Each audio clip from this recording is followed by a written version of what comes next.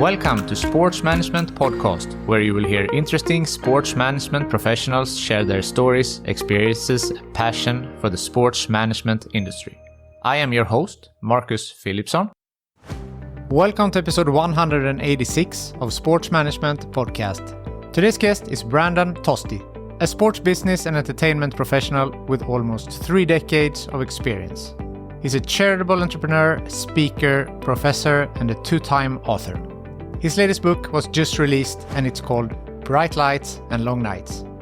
We spoke about his 2 books, networking the right way, starting sport for a cause after Hurricane Katrina, living with ADD, and much more.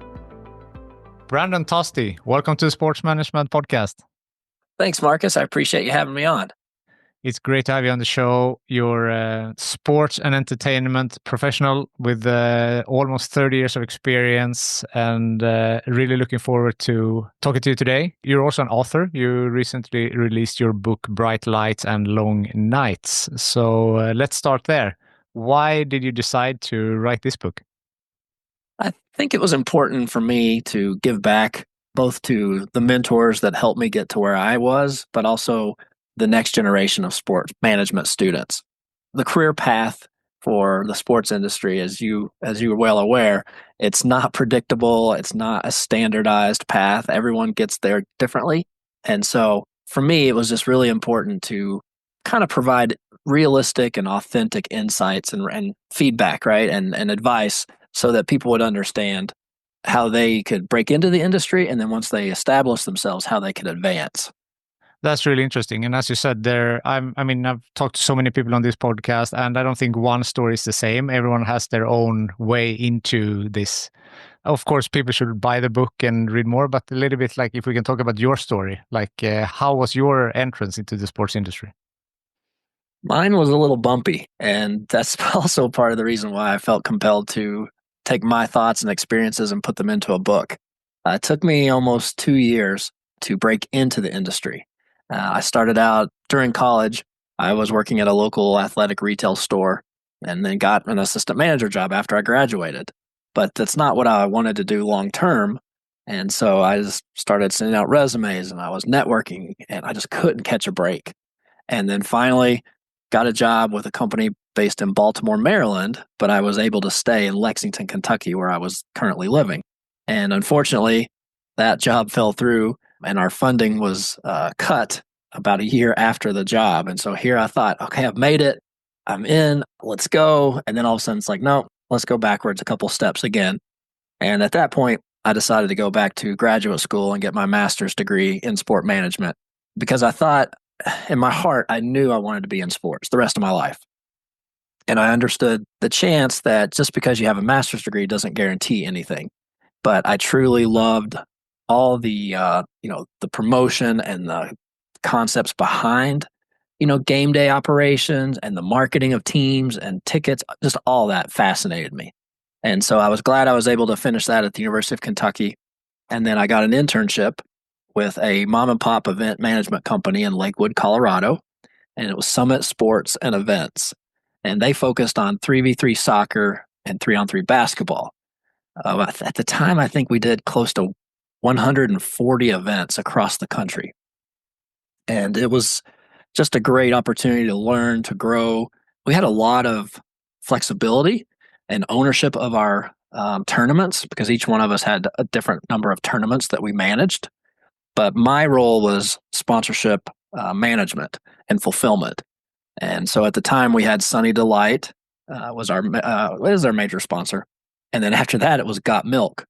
So my job was to make sure they were, everything that was promised in a contract, we needed to make sure we delivered that and exceeded their expectations. And for instance, we had this 20-foot inflatable Got Milk bottle that was always a difficult thing for our staff to implement sometimes. And because sometimes it was rain or wind, sometimes they forgot. But on Monday morning, I was the one that had to deal with that phone call of like, hey, why wasn't our inflatable up? We're supposed to have pictures of that. So that was my introduction into the world of sponsorship management. Yeah, really exciting. So yeah, the Got Milk was a big one, right? At that point, like I think wasn't it like it was a campaign in order to get kids to drink more milk, and there was these commercials with like you have a dry mouth, and how can you drink Got Milk? That was a big thing, right? Absolutely. I mean, it was very popular. To your point, they had celebrities, they had athletes, the commercials in print, TV. We were a very small part of that. I think at the time, if I remember correctly, I want to say their ad budget at the time was, I don't know, I think it was over $70 million, and we were only 1.5 of that. But they treated us like we were VIPs, and that was an important piece of their business. And so that was good for me to understand. And they also had a full PR team. They had an activation agency that I got to work with. So that exposure to both the agency world of not just New York City, but across the country, like how do they produce a Got Milk event in 40 of our top markets? That's kind of what they focused on from the media side. You're talking a lot about giving back, and that's why you wrote the book. That has been a continuing thing, I feel, in your career with the book and also, working with charities. And you talk a lot about networking. Why is that so important to you to give back to this industry? I think it's a reminder to be humble and again, an ode to the people before me, not just necessarily the executives or the leaders, but everybody. It could have been a peer of mine who was an intern at the same time. Yes, sometimes it was a boss, obviously. And other times it was someone that might have been, again, in the executive role that I didn't deal with day to day, but he or she took the time to listen to my career goals or introduce me to one of their friends in their network. And to me, that's so important. Networking is it's so powerful. It's a career skill that I think every college should teach because it gets lost in the shuffle and people think it's, oh, you're a people person and you like to talk. Oh, you're a good networker. And yes, that's part of it, but there's also, the authenticity piece of it, right? You want to make sure that you're helping others because it always comes back to you. You don't have to count favors and you don't have to be concerned about, well, if I help Marcus land this, podcast guest, then he's going to help me do this. It doesn't work like that. And so I've always tried to share that with anyone that works with me or for me, whether it's part-time, seasonal, intern, or full-time employee.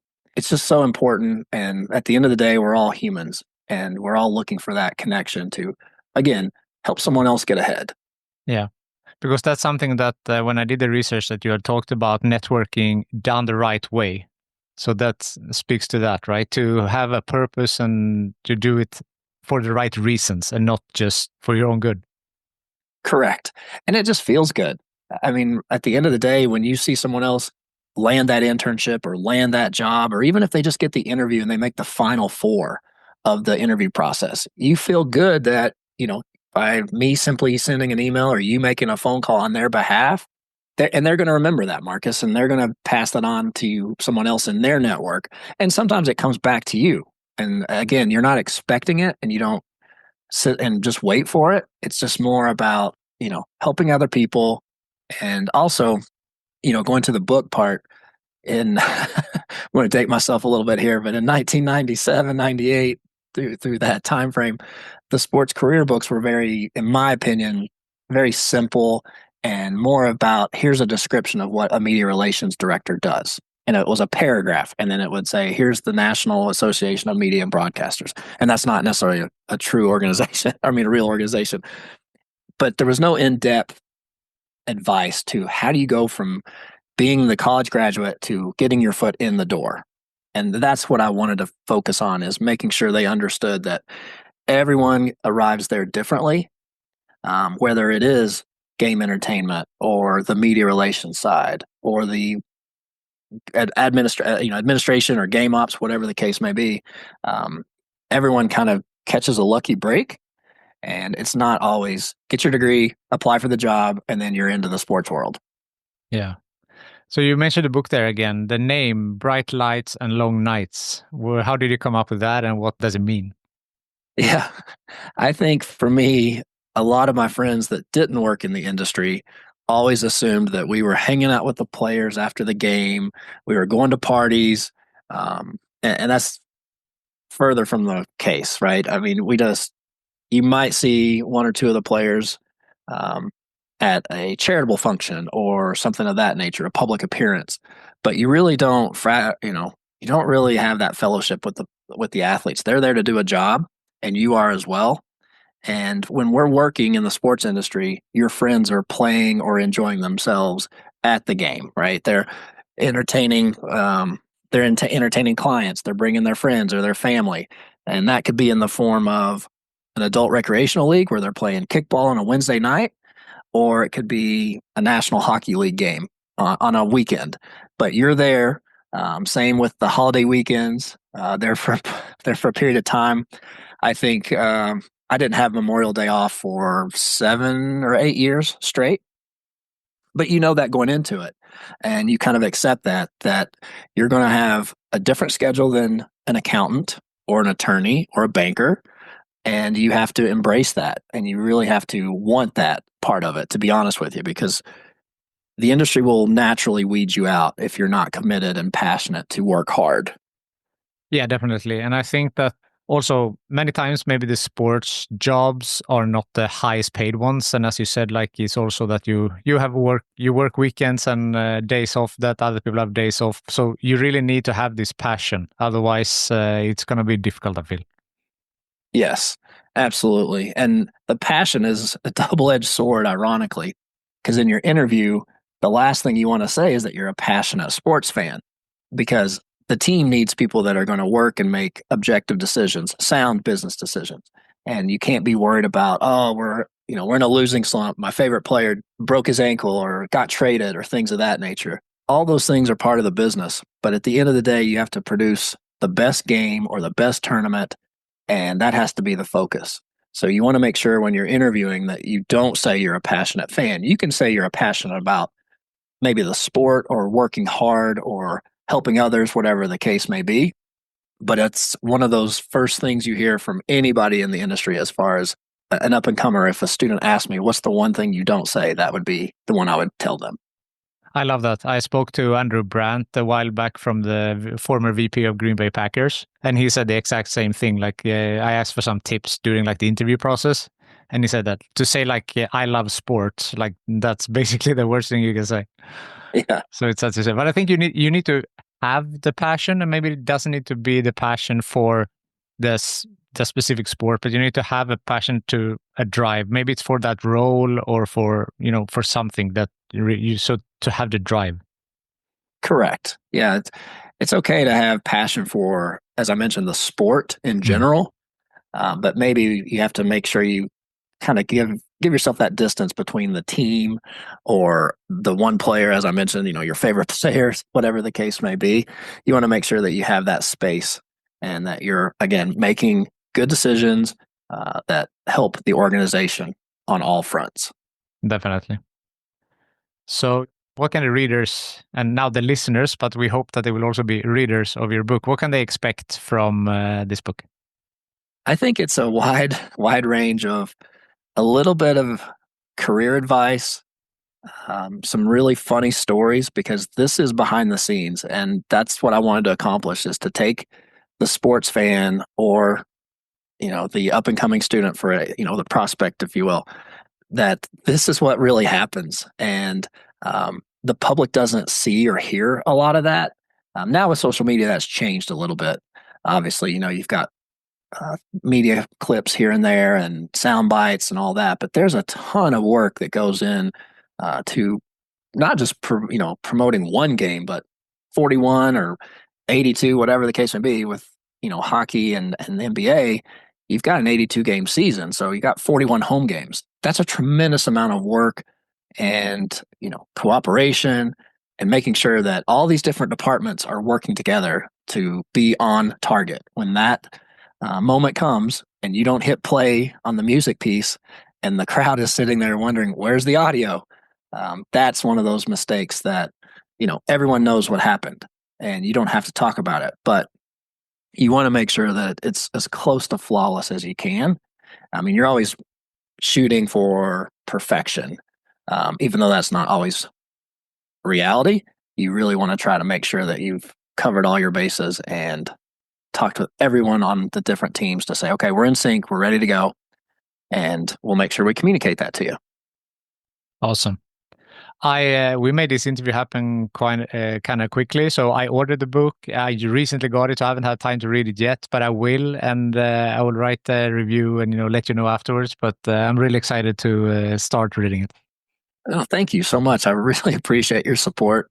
As I mentioned to you on LinkedIn, I'm an independent author, so I don't have a major PR firm behind me promoting the book. And so anything I do is often grassroots based. And it's usually me reaching out to people on LinkedIn blindly and asking for their support.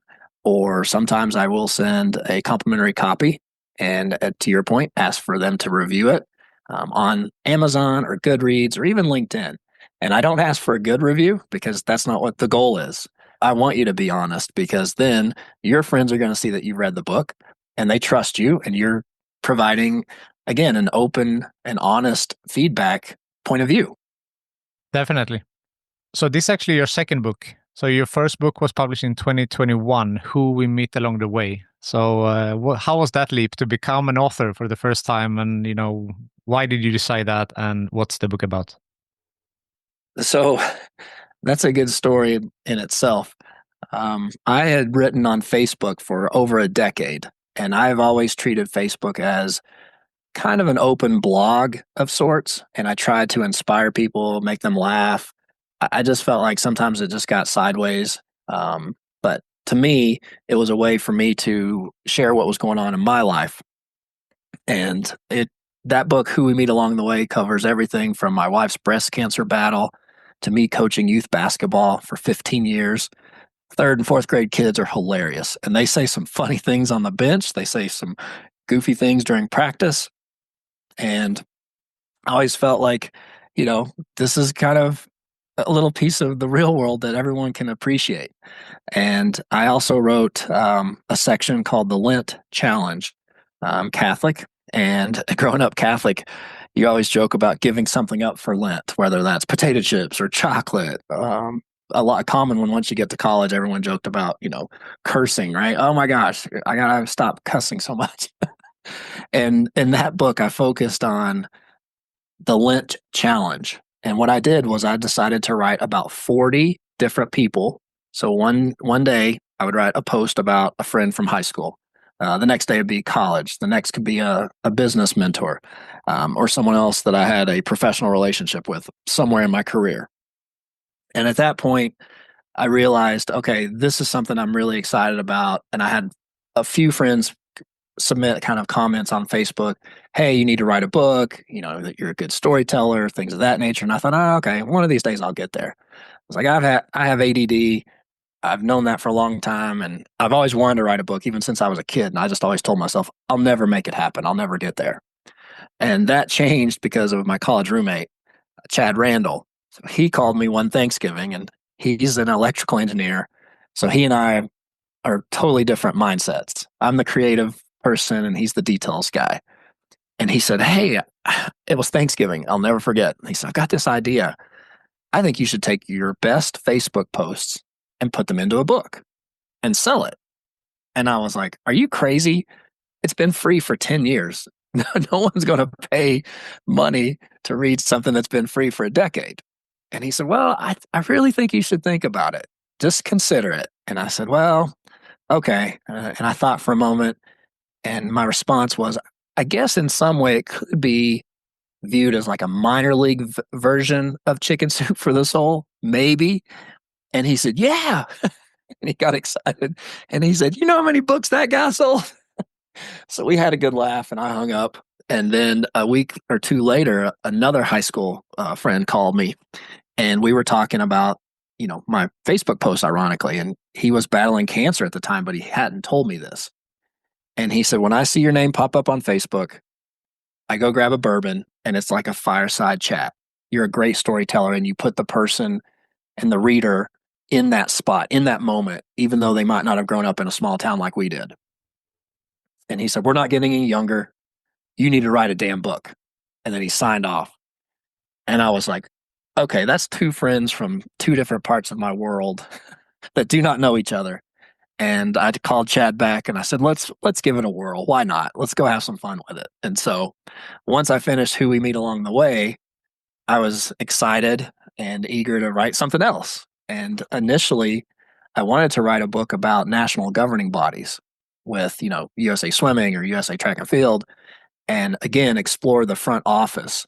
Um, there's so many students that are trying to find jobs in sports, and to me, it was fascinating that someone could work in, archery or gymnastics. And why was that their chosen sport, right? Why did they go down that path, and how did they get there? So I started down that path, and a friend of mine was the CEO of USA Swimming, and he was kind enough to introduce me to a couple people on his staff. And I wanted to interview people from intern level up to, CEO or senior vice president of development fundraising.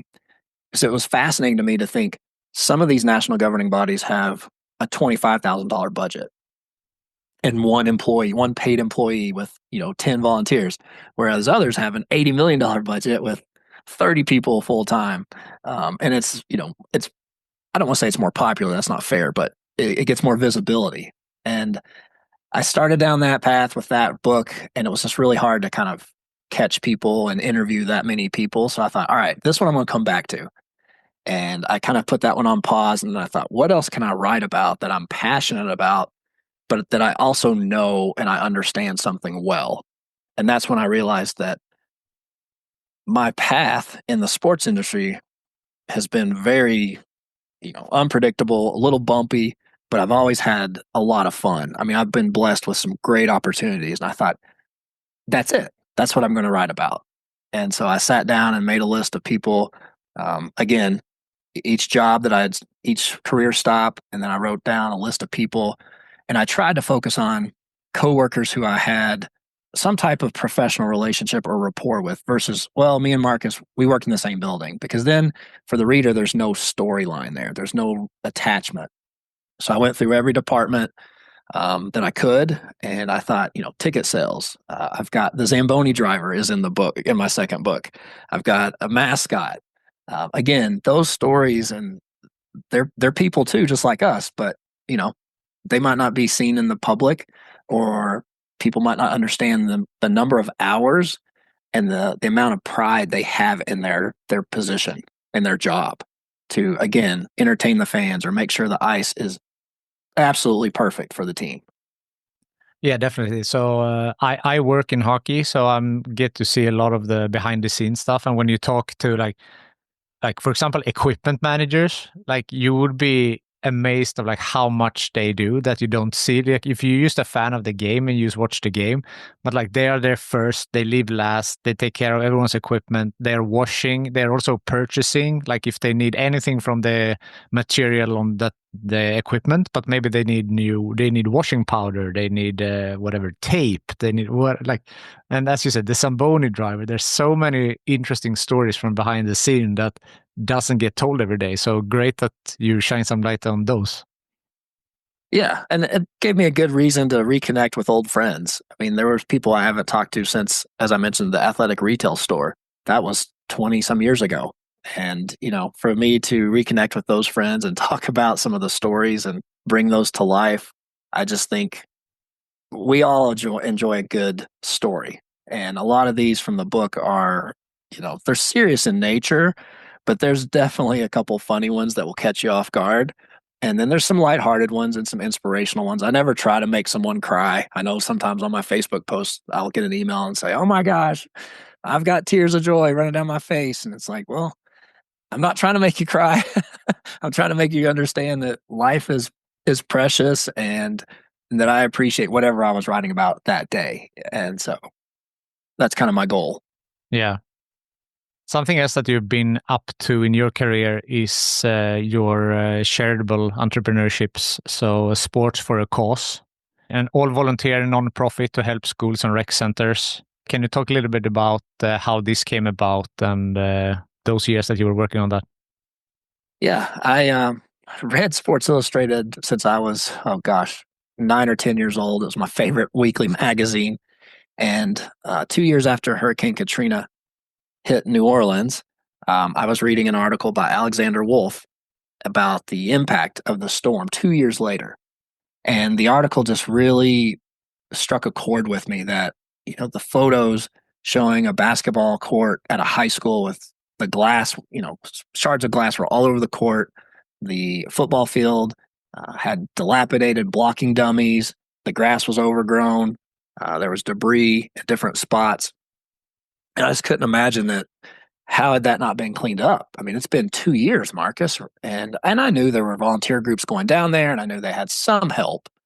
And I'm an idea guy at heart, and I just had this notion that, well, what if I created something like a volunteer project? And at first, I thought, with all the sports people, whether it's the front office, again, the college interns from the summers, what if we all came together and just gave up 3 or 4 days of our vacation time, and we went down to New Orleans, and we painted a school building, or we rebuilt a slide at a playground, just did something to help them get back on their feet. And so I reached out to one of my mentors, Rick Hatcher, and he put me in touch with Jay Cicero at the Greater New Orleans Sports Foundation. And then I called the school district, and I took a reconnaissance trip in December, and just so I could see everything with my own eyes and understand the severity of it. And that weekend was, it was gut wrenching, because I got to see the different wards. The lower ninth ward was a lot of the attention, obviously, was focused on that area because it was the hardest hit. And I got to see the people and hear stories and understand how it impacted them.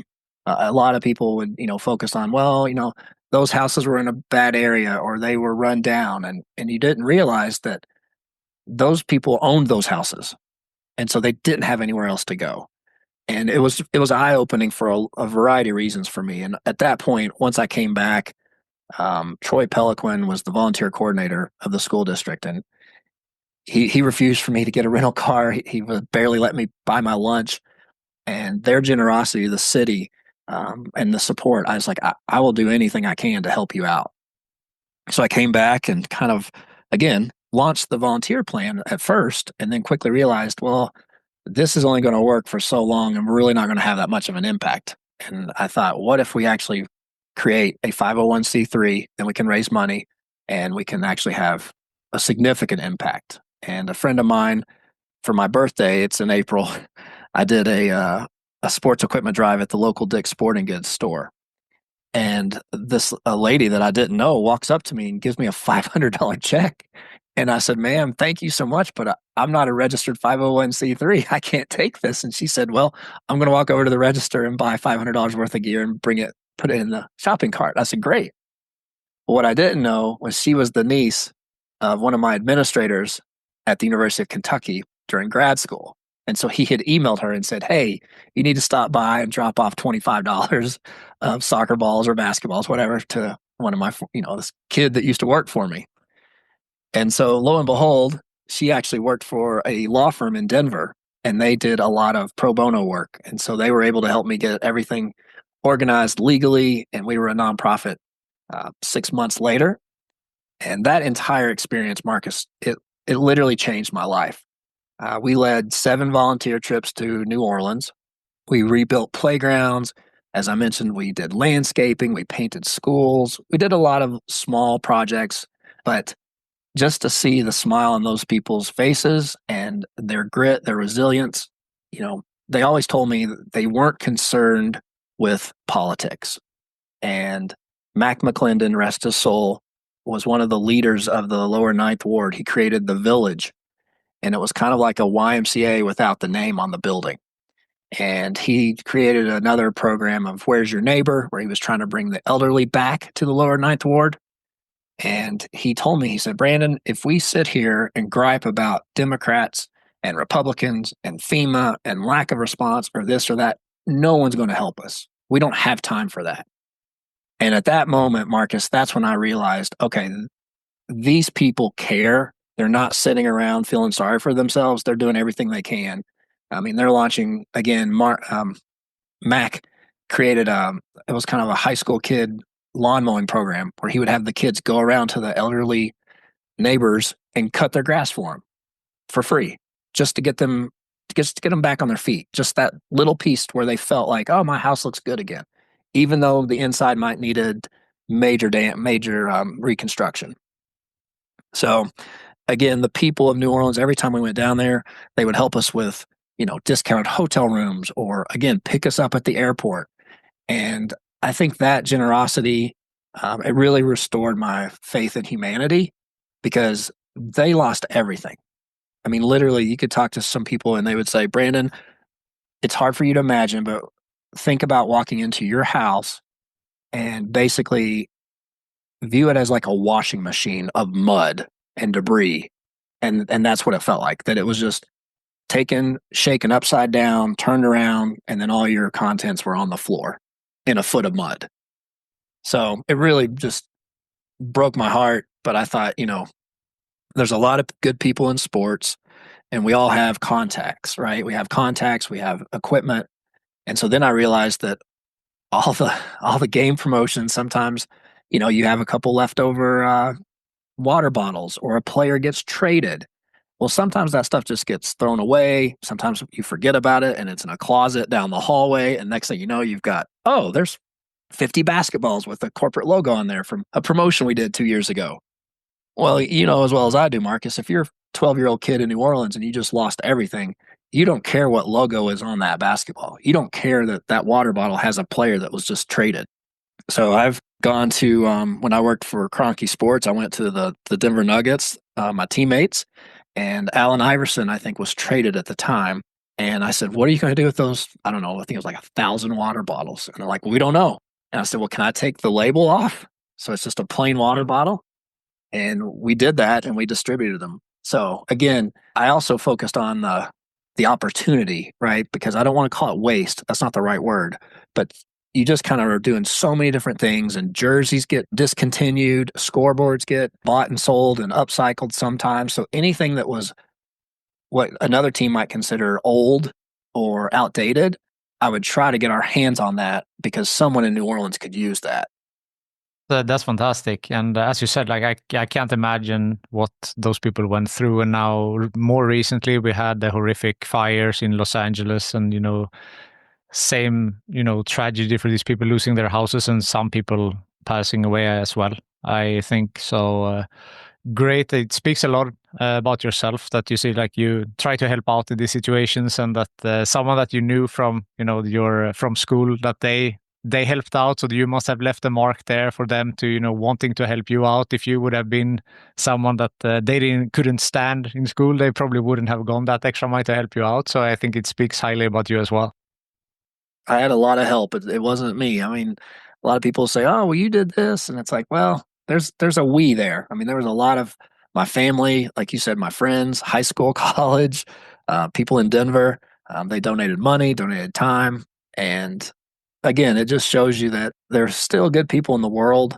And I just was always amazed by just the resilience of the people of New Orleans, of how they rebuilt that city, literally one playground at a time. I think at the time when I first went down to the city, I want to say there was 132 playgrounds that were destroyed. And within, I think it took 6 years, the city, between all the volunteers, all the corporations that come down for conventions and other sports teams, leagues, tournaments, things of that nature, they were lucky and they were able to rebuild all 132 playgrounds, which is a testament again to the city and all the people, the teachers, the coaches on the ground. That was a monumental effort, as you can imagine. Yeah, definitely. I want to touch on something you mentioned before. You mentioned you had ADD. And if it's not too personal to speak about that, but my very limited knowledge, it's ADHD without the hyperactivity, right? The ADD. So a lot of people with ADHD say that that's their superpower. Like if they can really focus on something that they enjoy, then they put like a lot of more focus on that. And, a lot of athletes, a lot of people in business, executive positions have that. So how has it been for you with ADD? Would you say that that's something that you have leveraged into a superpower, or has it, hindered you in some way, or how has that affected you? It's a combination, I would say. And I have a little bit of the hyperactivity, and I'm glad you point out the difference. I think for me, my ability to create something is my superpower, but also kind of implement that idea. Whereas sometimes you always hear people say, "Oh, that's an idea guy or an idea girl," and that's all they're good for. They can just come with the idea and then they walk away. And I think I have the special ability to actually take the idea, formulate the plan, and then execute that plan.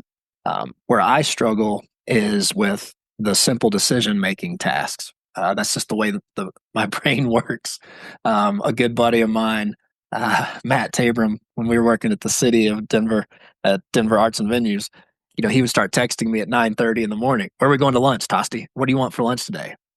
And so those little simple things, Marcus, that's where I struggle with my brain, and not so much the complex things. And I don't really fear failure. I think a lot of people do, but the ADD or ADHD mind kind of embraces the roller coaster. You're chasing something. And so building a nonprofit from scratch was monumental and made zero rational sense because I lived in Denver. Why, how am I going to raise money and take it to a state, you know, 1,500 miles away? That doesn't make sense, but I didn't care. And to your point, I've told this to many people. If I had been 24, 25 years old and single, there is no doubt in my mind I would have quit my job and moved to New Orleans and figured out a way to run sports for a cause full time. That's how excited and passionate I was, that there was no, I don't want to say blind spots, but for me, I didn't care that a local executive here in Denver told me, yeah, that's admirable, but you're never going to get the sports teams to back you. I said, great, that's your opinion. I'm going to go do it anyway.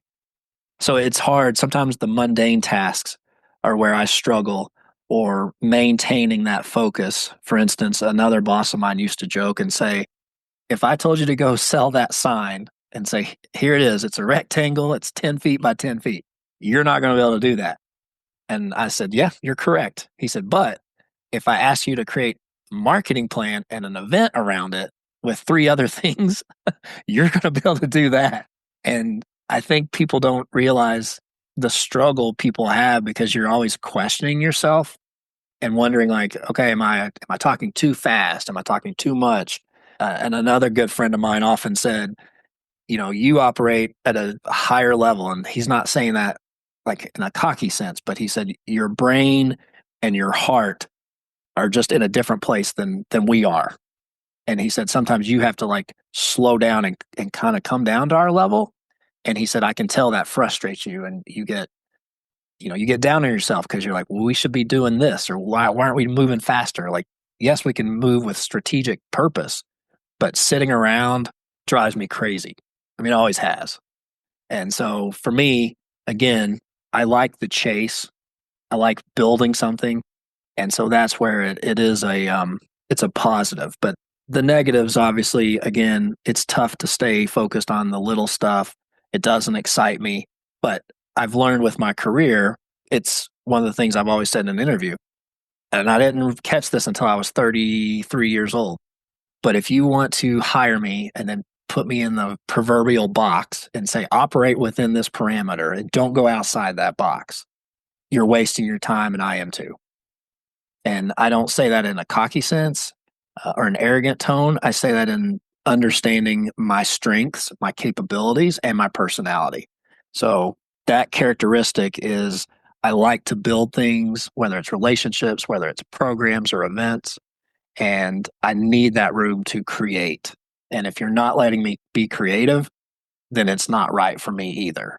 And that's usually the first thing I lead with when a prospective employer asks me, like, what's your questions for us? And I say, I've got to be able to create. Otherwise, it's probably not the right fit. And I'm okay with that. And I don't want to be disrespectful. Yeah.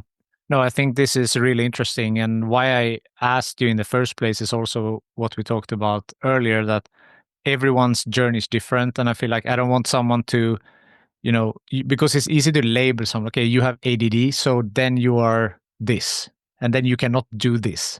But to show that, whatever you have, that you're able to still have a great career in sports, you can do whatever you want. But then it's like building a sports team, right? Like you said that you're very creative, you're living outside of the box. If you have hockey, if you have a power forward who likes to score a lot of goals and then you just put him in defense in penalty killing, then that's not going to get any potential out of this guy. So the same with you, like you have your skill set, how can we maximize that? And that's when you can be creative and have some room. And obviously it's, paid off to have a career almost 30 years in sports.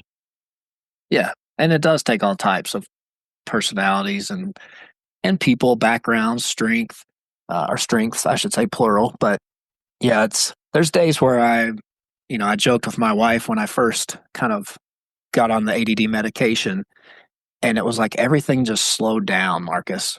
So some people often say, well, ADD is not attention deficit disorder. It's you have overdrive in attention. You're trying to pay attention to too many things, which is very, very accurate. And so, again, when I started the medication, it was like everything quieted down around me.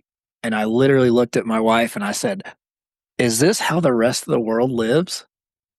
And she kind of, giggled and she's like, oh, but everybody has moments like, where they're not focused. And I was like, no, no, no, you don't understand.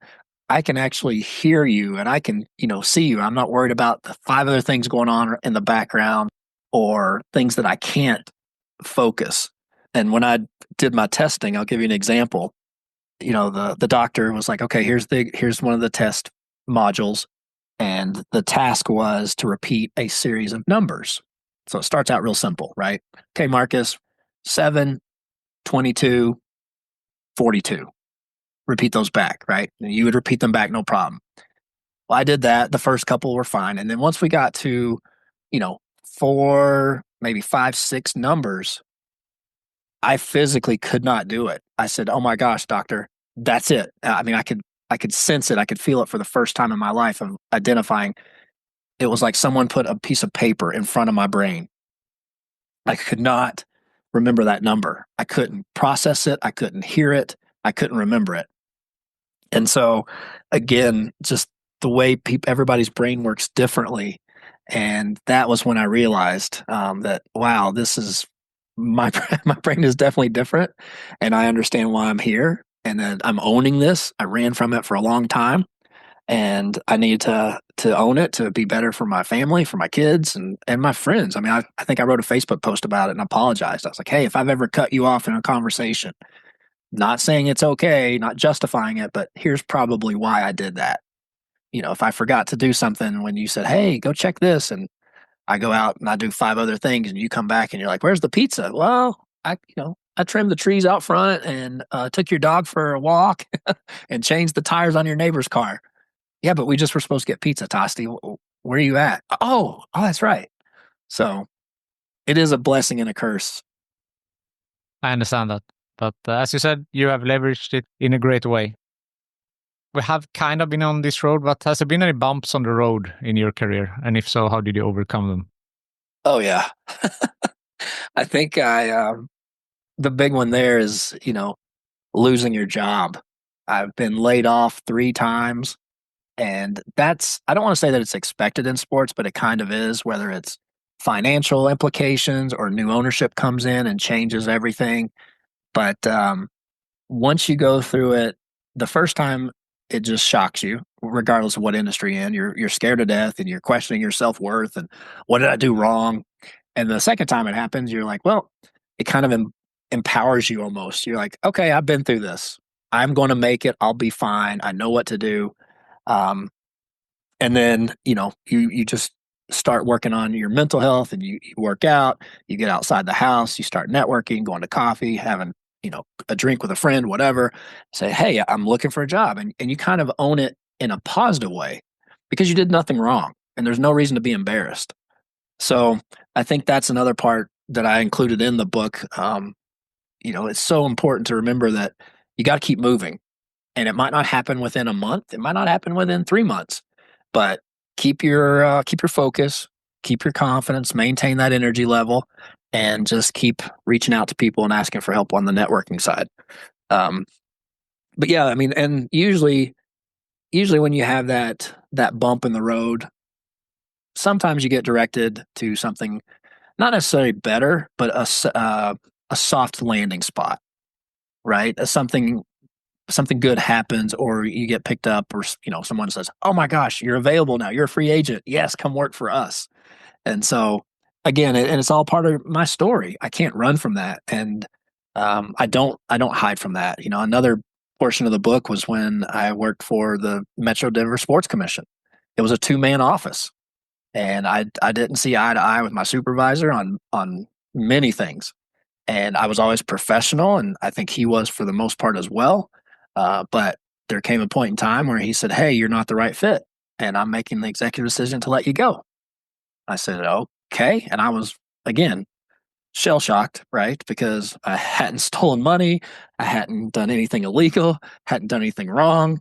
It was just a personality difference, and I said, "Okay," and it kind of set me back, as you can imagine, for a little bit there. But it also pushed me to go start my own sports sponsorship consulting company, which I learned a tremendous amount that 9-month period of time. I wasn't super successful. I didn't go, sell in millions of dollars of sponsorship, but I learned life lessons, and I also learned business lessons that I've shared with other entrepreneurs.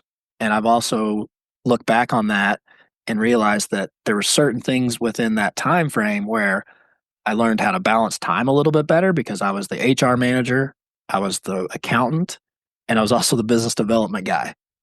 And you realize you can't do all that, and you have to pick an area to focus on when you're a solo entrepreneur. So I wouldn't trade that experience for the world. It also made me stronger. I don't fear getting let go. I don't fear a bad boss. I don't fear, I don't, it's not bad boss is not the right word, but challenging boss, if you will. So everything does happen for a reason. I know that's a cliche, but it's so true. And, he and I are cordial. We don't keep in touch personally, but at the same time, when we see each other in the past at conferences, give each other a handshake. How's it going? And if you need anything, great, give me a call. I mean, it's very cordial, because you don't want to burn bridges. It's just not worth it. It never is. And that one is in the book. I talk about that extensively, where I went to the founder of the sports commission, asked for an exit interview, and expressed to him very, in a professional tone and a respectful tone, that I was frustrated and I didn't understand why. And, to this day, he has been someone I can go to as a mentor, and he respected me because I didn't raise all this, ruckus and cuss at him and be disrespectful to him. Even though he did say, "Hey, I've given that manager the responsibility and the flexibility to run the HR part, and I don't want to get involved, and I have to keep my word." And so if I hadn't handled that in that tone, I don't think he would be on my side to this day. So that's an important lesson for the younger group, to remember that when you're leaving the job, try to leave, as good terms as you can. Is there anything else I haven't asked you yet that you would like to mention? Let's try to think. No, I think we've talked about a lot of things and a lot of topics, and I'm glad you touched on the ADD. I think that's something that, my name's not in lights anywhere on Broadway, but I'm definitely an advocate for people with ADD and ADHD, and even dyslexia. I mean, that's kind of been something that has entered my life, with on a personal level, and so you just realize that we just have to help each other out, and that's important. But also, again, don't run from it, because you can't change it. And don't get me wrong, it's frustrating. And there's times where I'm like, gosh, I wish I was just like everybody else. But then I'm thinking, yeah, but if that was it, then I wouldn't be Tosti, right? I wouldn't be me, the high energy entrepreneur, creative guy. I'd be something else. And so it's just important to, be yourself, lean into that, to your authentic self. And then people, some people are going to like you, some people aren't. You can't control that. And I don't waste time with that. I think a lot of people will tell you that I don't want you to hate me. I can't control that, but I'm not going to waste time if someone doesn't like my style or like me or whatever it is. It's like, hey, I'm being honest with you. I'm being open. I'm being fair. I'll treat you with respect, and then hopefully you'll do the same for me. And if not, then we agree to disagree, and you move on. So Definitely. I think that's a healthy mindset. I like you. Had a great 1 hour here with you. I can't wait to read your book. So thank you so much, Brandon, for taking the time to jump on Sports Management Podcast. Thank you, Marcus. As I mentioned to you with our LinkedIn messages, I've followed you on the platform, and I know you have a great following, and it's just important for me to say that I appreciate that, because you could have easily said, you're not big enough, you don't have a big enough reach or a great enough story. And so for you helping out, as I said, an independent author like me means a lot. And so if I can return the favor, I would be glad to do that and help spread the word about your podcast. I appreciate that a lot. Thank you so much. Thanks, Marcus. Thank you for listening to the Sports Management Podcast. Please hit the subscribe button so you don't miss out on any upcoming episodes. Also, feel free to leave a comment about what you thought about this episode. If you want to get in contact with me, send an email to sportsmpodcast@gmail.com or hit me up on Facebook, Twitter, or Instagram @sportsmpodcast.